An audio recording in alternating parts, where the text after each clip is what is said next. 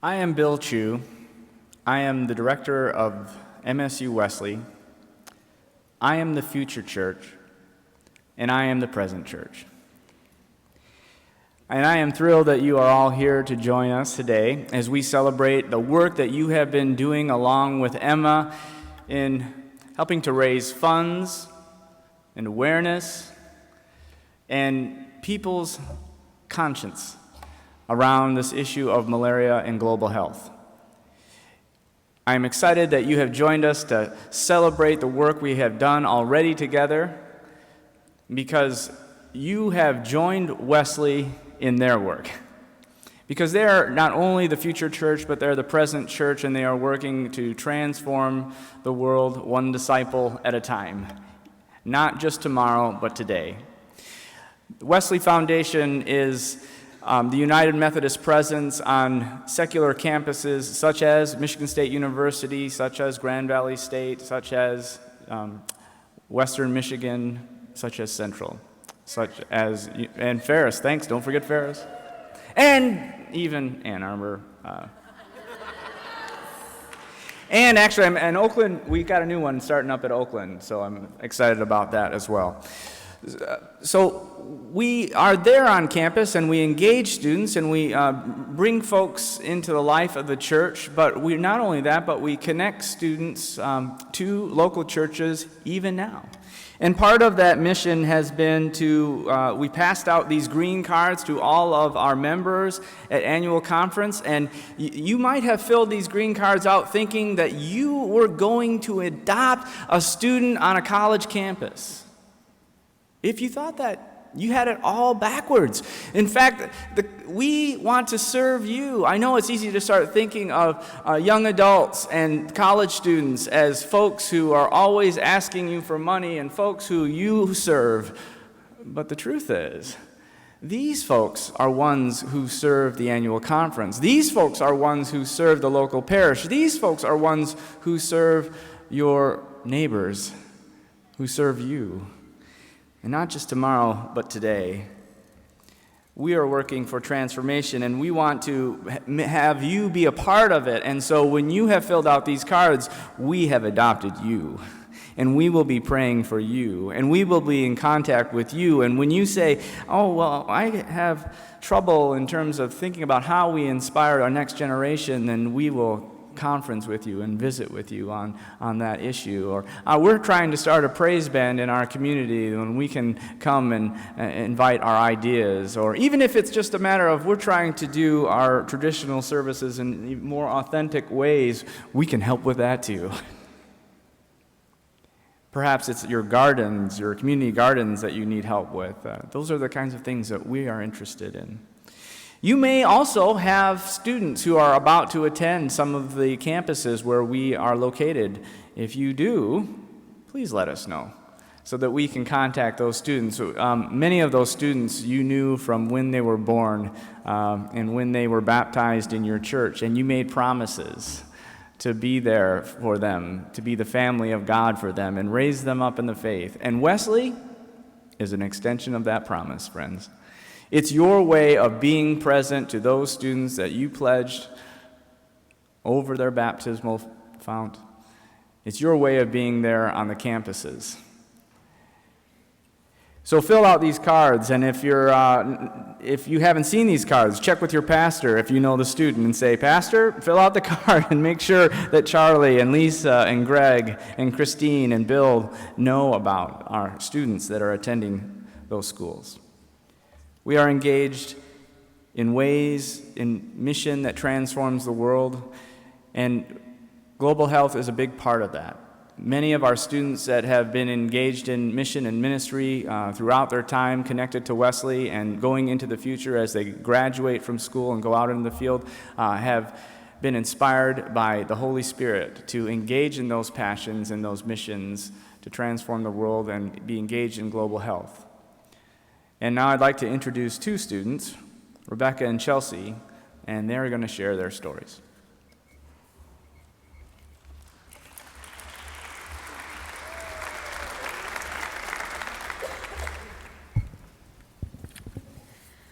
Good afternoon. I'm Rebecca Farnham, and I'm here with Chelsea Baker. We're happy to work with Wesley to host this slam dunk in order to wipe out the killer disease of malaria in the world. Before we get too far into imagining a malaria, though, we want to talk a little bit about Wesley and what it has meant for us.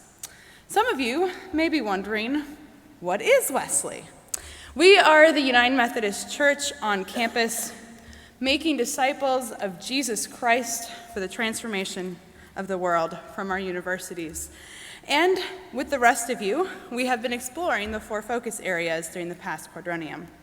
The first focus area is developing principled Christian leaders. At Wesley, students are given the opportunity to practice being a leader in small ways and kind of develop their leadership potential. Wesley also teaches ethics and principles and some leadership theory to give students kind of that jump start on leading in their future lives. It also offers peer support so that people can get excited about leadership and know that they can do it. Students volunteer in various ways and lead in various ways at Wesley. Examples include alternative spring breaks, as you can see on the screen, and also leading other campus organizations and other organizations in communities. Students also help and lead by leading music and leading worship in Wesley or in their local churches. And students are also involved in service and outreach, as you can see here with a student who's becoming a US2 this year. Congregational development is vital to the well-being of our church and to furthering God's kingdom on earth. We need to create new spaces for new faces, making sure everyone is welcome and finds God's presence in our churches. While local congregations attracted 3% of new members in 2010, almost a third of Wesley's membership was new. Most of these new members are not freshmen. They haven't come to Wesley simply because they're new in town and start church shopping. Rather, they are attracted by something specific that's happening at Wesley and are upperclassmen who find something great here. A lot of students come in for a movie or a free meal with a friend and find themselves so attracted to the work that God is doing in our communities that they come back for worship again and again. Kelly Wozniak, who served as a teller at this annual conference, wasn't baptized in any church 4 years ago. Now she's getting ready to head off to Garrett Evangelical Seminary in the spring and is planning to become a local pastor. Woohoo! Cheer! Hooray! Yeah, there we go. Fan came to annual conference with Wesley a few years ago and was so moved by what he saw here that he joined the church. Wow. Annual conference, you're doing something right. Well done. And finally, Jesse came into Jesse came into a CMU's Wesley for coffee and stayed, and now she is serving as a camp counselor. Our third area of focus is engaging in ministry with the poor. Students at Wesley are encouraged to learn about the poor, not just to help them. That might involve organizations such as Crop Walk, Commission on Aging, local food pantries, or soup kitchens. All of the campuses and the Wesleys do mission trips every spring break, and also a variety of service projects on campus, in communities, and within the country and internationally as well. Some students decide that after they are done with their education that they want to work with the poor. For example, this student here is now creating low-income housing. Some other students are so moved with work that they have done with the poor that they decide not to pursue a career quite yet. You can see here Michelle, she has decided to work with AmeriCorps. She turned down another job offer, and so she is working with low-income Spanish-speaking people in Grand Rapids. This year, we've done a lot of reflection on how Wesley helps students to improve health globally. Many of our students gain their inspiration for public health work from mission trips they go on with Wesley. John Pyle went to Nicaragua with an alternative spring break. and then postponed law school for a year in order to help build latrines in Nicaragua, improving water sanitation in the community. Many Wesley students are in health-related fields of study. I am studying to be a physician assistant. I'm certainly not alone in the healthcare field, though. Experiences at Wesley help students to augment what they've learned in the classroom and provide a greater understanding of ways that health impacts all of us. Amy Grant is at MSU Wesley, and she has led them in a fight against cancer for years. She wants to be a respiratory therapist and fight to make sure that all of God's children have clean air to breathe, a gift He has given all of us. She also works to combat pollution, which unfortunately is something that disproportionately affects the poor. But it's not just our health majors who are working on global public health issues. Eric Zucker is a civil engineer, and he spent the summer before his senior year in Managua with Engineers Without Borders, working to improve community water supplies. So I want to tell you a little bit more of my story and how healthcare is part of my life and how Wesley's been part of that. I've been able to experience different types of healthcare and facilities through missions that I've done, and I've got more confidence in my ability to go abroad from Wesley and from my experiences. When I arrived at Wesley 5 years ago, I was really excited about mission trips. It's something I'd never been able to do before, and when I learned that we were going to New Orleans, I jumped at the chance. And I've gone on every mission trip since, including 2 times to Nicaragua, and I've also done a medical mission trip with some of my classmates. When I was in Nicaragua, I couldn't really separate healthcare from the mission trip, so I tried to embrace being there and learn what I could. I went to the hospital in the village where we were both years that I went to Nicaragua, and I also tried to learn about an at-risk pregnancy home there. So I was able to get a better perspective of how healthcare differs in different cultures. And then this past year, I went on a medical mission trip with quite a few of my classmates to Costa Rica. While we were there, we did triage in a rural and urban poverty-stricken areas. And I've been able to expand my body of knowledge through these experiences that I've had. And I always know, no matter where I go, whatever mission I may be on or however healthcare may be progressing in my life, I know that I have my peers at Wesley to support me and to pray for me. We have students like Chelsea who take direct action to improve people's health through interpersonal healthcare. Wesley also nurtures and educates students with interests in global public health, bringing issues of public policy, economics, and environmental justice into health discourse. When I entered Michigan State as a freshman 4 years ago, I was actually planning to be more on the direct interpersonal side of that spectrum, thinking that I would serve as a medical missionary in Africa with groups like Doctors Without Borders. That passion and that interest has not changed, but my focus has shifted a bit. Through service learning trips like the ones Chelsea was describing, with Wesley going to Nicaragua and to Washington, D.C., I had the chance to explore public health policy and the intersections of health with food and water justice. Too often in our world, environmental racism, pollution, and inadequate access to safe food and water creates a breeding ground for killer diseases where they shouldn't even exist. My academic research now focuses on food and water security in the Middle East and North Africa, exploring environmental and health justice. I thank the United Methodist Church and the Wesley campus community for nurturing me and feeding my call to global public health.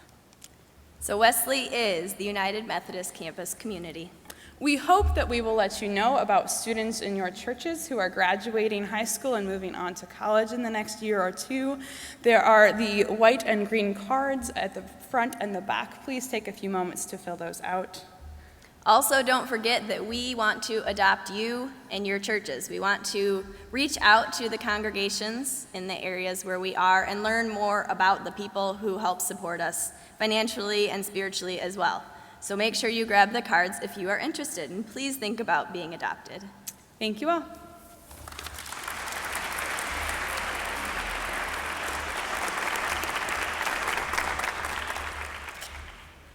My name is Charlie Farnham. I'm the Wesley Director at CMU. Those folks who are at conference have come up to me many times during this conference and said, "Aren't you proud of Becca?" And I want to share with you, I am incredibly proud of all of my kids. We're not supposed to call them kids, but I'm almost 50, guys. Give me a break. And I'm very pleased that I've already been invited to the wedding of one of those two young ladies, and I'm hoping that Becca will invite me also when she gets married. I have the privilege of introducing us to our speaker for the day, the Reverend Gary Henderson. I knew I was going to do that. Harry and the Hendersons. Reverend Gary Henderson, who is the Executive Director of Global Health Initiative for the United Methodist Church. We are blessed to have the head honcho in charge of taking care of the entire world right underneath Jesus. He has been interested in the entire world for a long time. At an early age, he took to heart John Wesley's claim that the world is my parish, and he has been interested in the world and traveled around the world and seen the pain that exists around the world and wanted to do something about it. For the health aspect, he said he really got excited about exercise first in college. He started running and, like Forrest Gump, just never stopped. So at the moment, he's really excited about cardio. That's his current passion, and he was doing his cardio early this morning while I'm sure I was still in bed. At least I hope I was, probably. He, excuse me. His family's also involved in health, all of them. His wife of 29 years, how do I say this politely? She encourages people to purchase drugs. She is a pharmaceutical rep. And his son is a music major who works in the commercial music field with health companies. So thank you very much. Would you help me introduce and welcome Reverend Gary Henderson.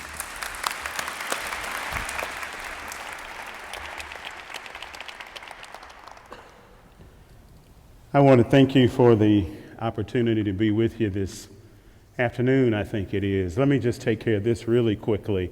You need to know that before you gave the offering today, you had collected $11,000.94. Say amen, somebody. I want to follow the lead of our last presenter and not kind of stay around the titles for a minute, and I want to give a word of testimony. It really is a gift and a blessing to be with you today, but I want you to know something about the person I live with, who's, since she's not here, but also a gift and a blessing to me.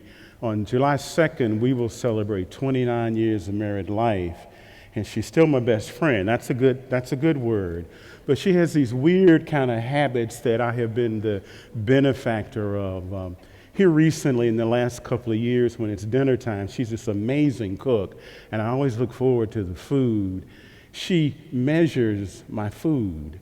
There's a half a cup of this and a half a cup of that, and there are 4 ounces of meat. And when she puts the plate in front of me, I look at her and I say, "Is that all?" And her word to me is, "Well, that's enough." And I have learned as a function of time of this kind of habit going on in my home to really understand that the portions that she's serving me really are enough. They really are enough. They really are enough. And even when I travel, I've learned to not eat everything put in front of me. I'm building on what I heard in the prayer time among the presenters this morning with the praise team. What a beautiful prayer to remind us of the abundance and the plenty in the land that we live in. The other thing around this whole exercise thing, and I've been at it about 30 years now, and it really happened by accident. I saw Russell McReynolds, and I remember years ago playing racquetball with that guy.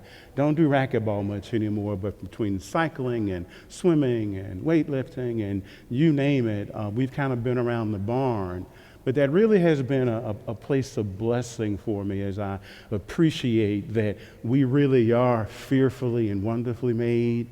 And in this land of privilege and opportunity, we have the privilege and opportunity to really take charge of our lives in amazing ways. The lady at home, her name is Gwen, is really helping me out. She just finished her 4th half marathon as a mid-50s lady, and she keeps saying, "Why don't you join me?" And I keep saying, "Honey, been there, done that." I stand at the 10-mile mark with my sign that simply says, "Run, Forrest, run."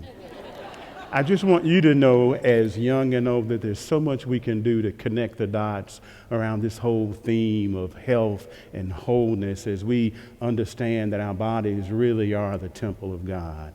Let us pray. Eternal God, we thank you for this moment of opportunity and privilege you've given us a few moments today to perhaps connect some of the dots between your mandate to us and our care for the world, Lord.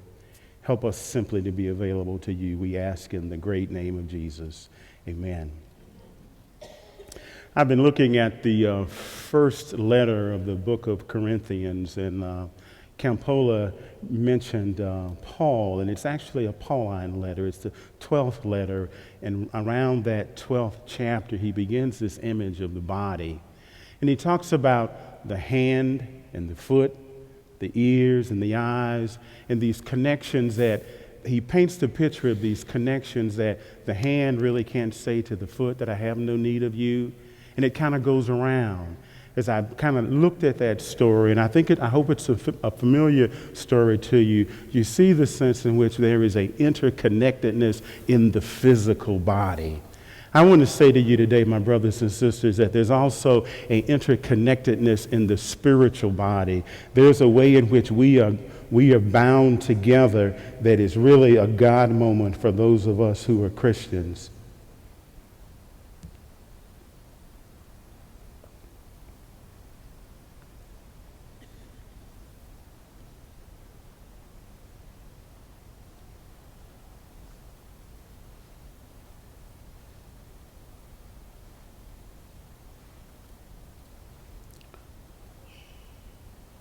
There we go. We're back to our Miracle Saturday.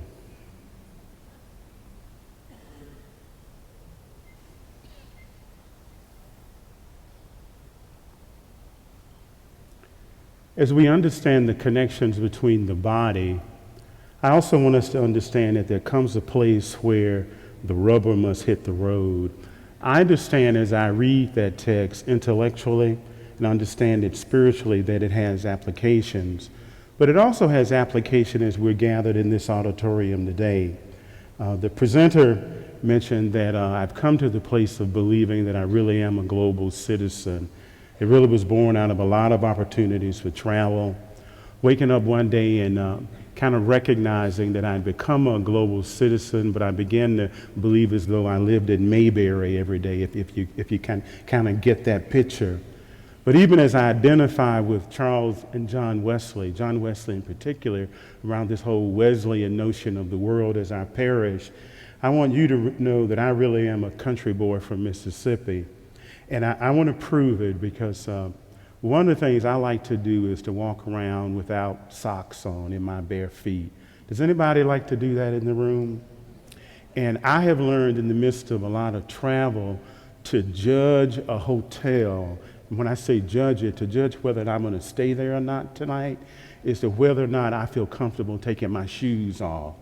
It's a really good measuring rod. And when I take my shoes off, I know that I can be comfortable in that space. About 2 years ago, I was walking around at home in my bare feet, which is what I like to do, and I bumped into the sofa really hard. And I knew in that moment, at least I thought in that moment, is I think I broke my toe. Well, I wasn't sure that I broke my toe, and I just kind of kept on during the day. It was a Saturday. And about 7 hours later, my toe began to throb with just a whole lot of pain. And I was reminded that I needed to stop and do something. I stopped long enough to tape that 1 second toe to that 1 third toe, wrap some tape around it to kind of relieve the pain. I went to the emergency room, again in this land of privilege where we can do that kind of thing, and they confirmed for me that my toe really was broken, and I said, well, what do I do about it? And they said, well, you've already done what you do about it. You tape it to the other toe. It cost me $1,000 to find that out. Again, this land of privilege and opportunity. The picture I'm trying to paint for you is what I've learned to describe as sort of a kind of a visual homiletic tool. When my toe was really hurting and really in pain, I had to bend over to address it. My whole body had to somehow be involved in the pain that I was experiencing in my toe. Well, as I think about malaria, our church's journey with malaria is born out of the recognition that when part of the body is suffering, that we all have to turn our attention and look that direction. And now is the time to take the sting out of the suffering. Women and children are dying of malaria at alarming rates. The statistic today is every 30 seconds a person dies of malaria. 5 years ago when I started in this work, we would say every 30 seconds, then every 45 seconds. Now it's every 60 seconds. But just not only children and women are suffering, but the entire populations are affected. Imagine having flu. Everybody had flu in the room. Most of us had flu. Multiply how you felt when you had flu 100 times. Multiply it by 100 and you get a sense of what it is to live and suffer with malaria. And in the worst cases, victims lapse into coma. They linger a while, they suffer, and then they die. I remember standing by a dying bed in West Africa, in Cote d'Ivoire, in the area of Dabou, where we have a hospital. A man who was a little younger than I was at the time, and he was laying there in a coma and succumbed to that coma a few days later, but he was a victim of malaria. And I began to think about growing up in Mississippi. In the time, I grew up in a generation where there was a spray man that came through our community who was spraying for mosquitoes. And I remember that 50 years ago, we addressed the malaria problem in the United States. And why haven't we done that today? I say to you, my brothers and sisters, that the time to do that is now. In places like Sierra Leone and Zimbabwe and Liberia and Guinea and Uganda and Burundi and Mozambique and Angola and all of sub-Saharan Africa, where we have 90% of the malaria burden, it's time now for us to make a difference. Your gathering today is indicative that somehow in the Michigan area there you have been bitten by the bug and you have decided that time is now to make a difference. If you were wondering why the church ought to be involved in malaria, a disease that affects people on a distant shore a long way away, let me tell you why.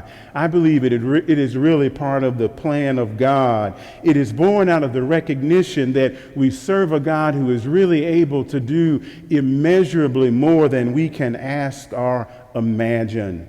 You may ask me where we got that name, Imagine No Malaria. It was born out of that Ephesian reference around a big God who equips us to do anything that we're able to put our minds to. There is evidence to support the claim that because of Imagine No Malaria, there is new life and new vitality in our church. As I travel around the connection, I hear the stories about folk who are returning to church, been absent from the church for a very long time, and they've heard about the church's commitment to stamp out a killer disease of poverty, and they've said, that's the kind of church that I want to be involved with. Folk who are proud to come to church again, young and old, who are excited about church. Folk are discovering generosity in a perceived age of scarcity. I sat in Minnesota about a year ago with a donor who was prepared to make a significant gift in support of Imagine No Malaria in the amount of $600,000. And they were prepared to give that gift because they wanted to challenge their annual conference to double that gift and to raise $1.8 million. And as I sat with the bishop and I sat with the donor, there was a whole lot of doubt camped in the room. We weren't really sure that it really could be done. But as I was in Minnesota just about 2 weeks ago, and they were celebrating their annual conference, not $1.8 million, but $2.5 million was raised because they caught the vision. They caught the vision of what was possible when the people called United Methodists come together and work together around a cause that is bigger than themselves.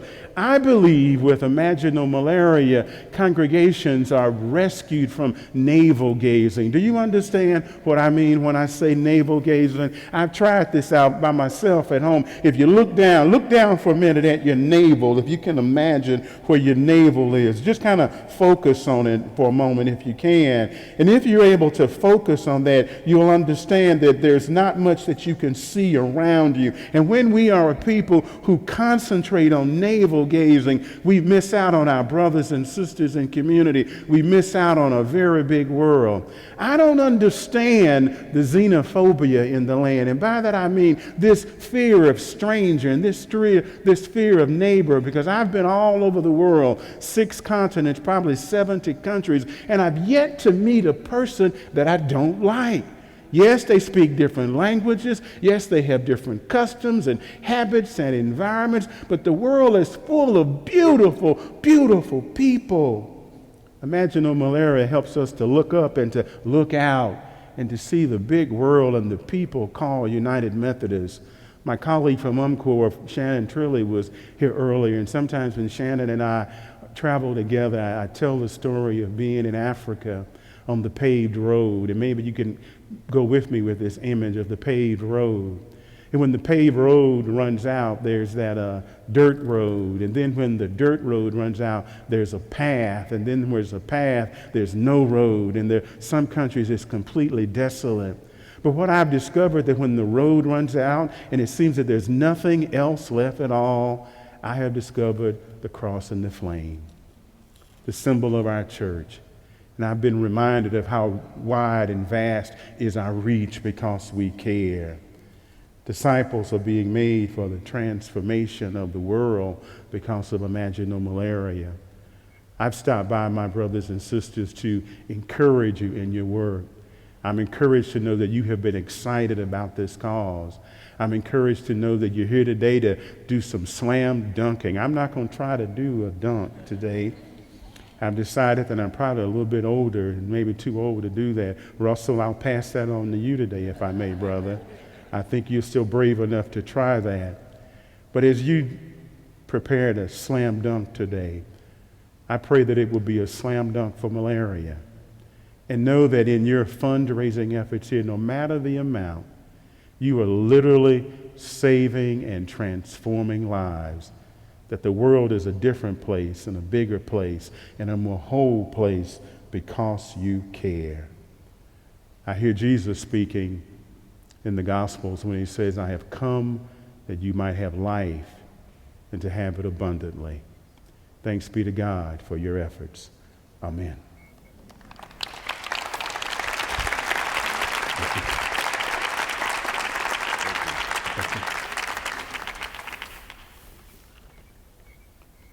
Oh, thank you so much. Those inspiring words and that sharing of how so much is possible to us when we work together. All right, well, we've been talking about mind, body, and spirit, and it's time to get active with our bodies. That's what this is about.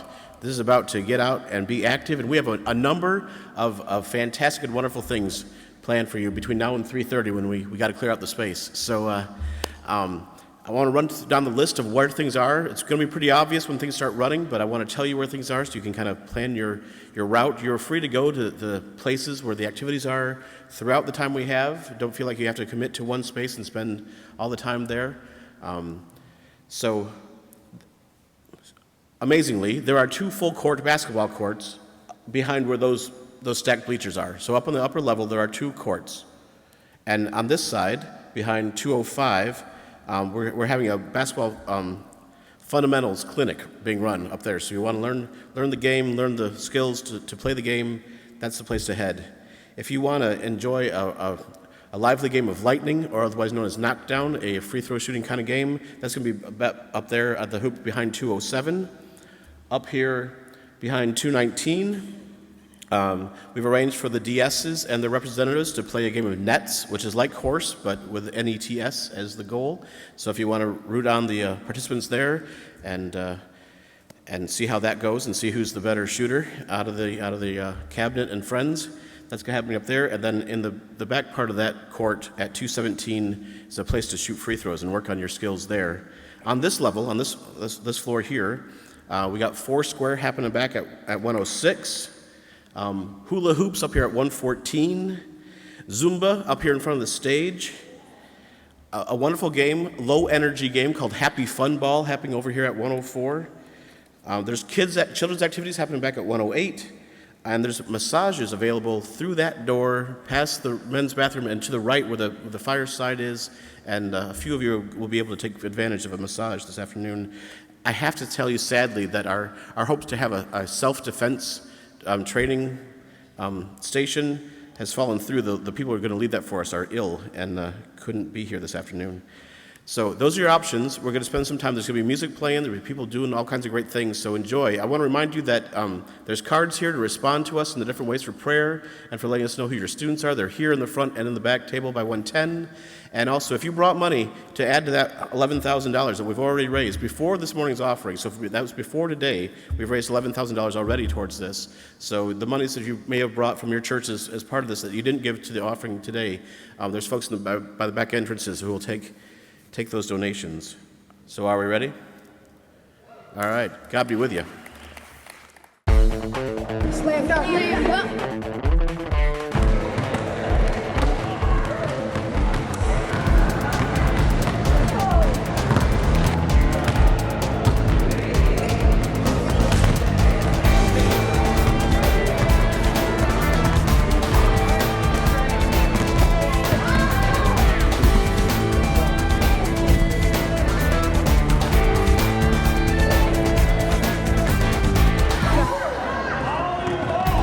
Well, I think this is one of the neatest things we've done at annual conference, involving people in the afternoon after we hear an inspiring talk. And I chose to do the nets, shoot free throws. And I saw down at the other end there was a nets game going on, like horse, only nets instead. And we all got a little exercise because this is the day for emphasizing body, mind, spirit. And so this has been a great annual conference. I've enjoyed it very much, especially this part. The last thing we do on Saturday is to exert ourselves a little bit and enjoy ourselves. So thank you very much. I'm glad that we did this.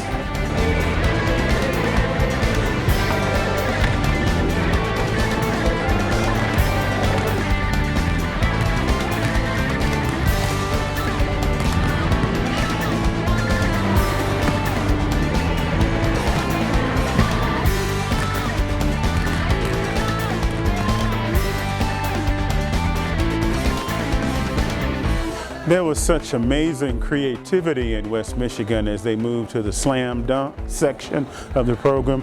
I was really only looking for basketballs and dunking to happen. And I discovered Zumba and all kind of creative games and hula hoops. I stayed out of the activity for the most part, but I am pleased to report that when asked to score 2 points, I was able to do that. Even I was surprised.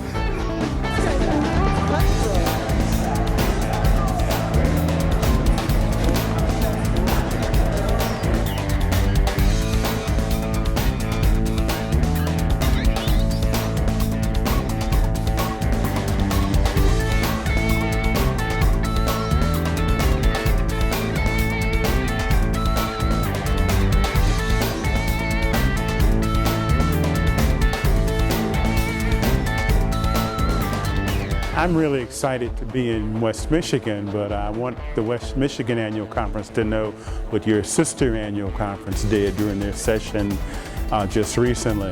They committed to a $500,000 pledge for marginal malaria. And I think West Michigan folk would want to know that because I think they would want to do more. So a challenge for you if you choose to receive it.